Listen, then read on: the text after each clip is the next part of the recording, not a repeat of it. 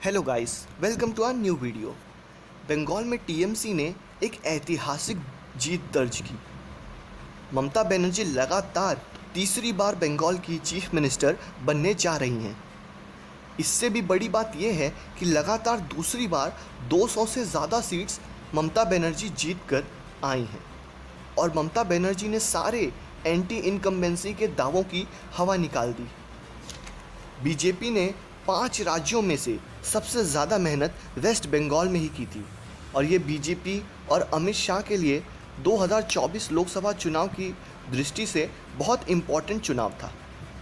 BJP ने हर पैंतरा आजमाया, शाम दान दंड भेद सब आजमाया। टीएमसी के बड़े बड़े लीडर्स को अपनी तरफ कर लिया, प्राइम मिनिस्टर की अनगिनत रैलियां करवाई, सोनार बांग्ला का नारा भी दिया। लेकिन बंगाल ने अपनी दीदी को एक बार फिर सत्ता के मुकाम पर पहुंचा दिया। इस वीडियो में हम बात करेंगे कि वेस्ट बंगाल के चुनावी नतीजे किस तरह आने वाले चुनावों पर असर डाल सकते हैं। आने वाले 2 सालों में देश में कई बड़े चुनाव हैं, जिनमें उत्तर प्रदेश सबसे बड़ा और प्रमुख राज्य है। इसी के साथ साथ उत्तराखंड, पंजाब और अंत में 2024 में लोकसभा चुनाव। तो चलिए देखते हैं इन चुनावों की दृष्टि से वेस्ट बंगाल का इलेक्शन कितना मायने रखता है।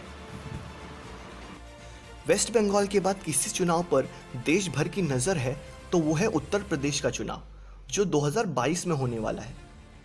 सीटों के आधार पर देश का सबसे बड़ा राज्य उत्तर प्रदेश ही है और बीजेपी पर ज़्यादा दबाव इसलिए भी है क्योंकि बीजेपी ने भारी बहुमत से 2017 में यहाँ जीत दर्ज की थी और यहाँ बीजेपी के सामने अपना किला बचाने की चुनौती होगी।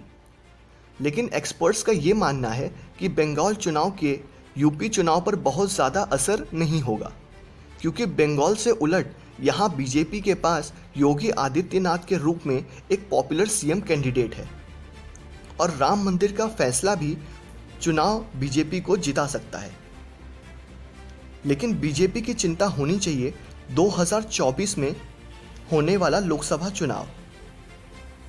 ममता बनर्जी की ये ऐतिहासिक जीत ने उन्हें मुख्य अपोजिशन लीडर के रूप में खड़ा कर दिया है।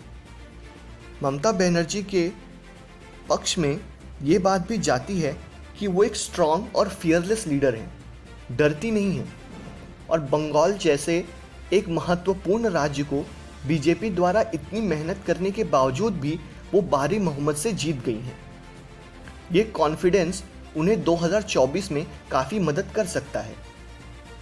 इसी के साथ 10 सालों की एंटी इनकम्बेंसी और जिस तरह सेंट्रल गवर्नमेंट ने कोरोना की सेकेंड वेव को हैंडल किया है और इतनी लापरवाही दिखाई है, ये उनके अगेंस्ट जा सकता है।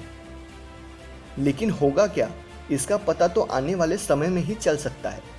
लेकिन एक बात तो तय है, बंगाल चुनाव के ये नतीजे 2024 के चुनाव के लिए बीजेपी का एक बड़ा सरदर्द बन सकते हैं। ऐसे ही और वीडियोस के लिए सब्सक्राइब कीजिए हमारा चैनल। Good bye.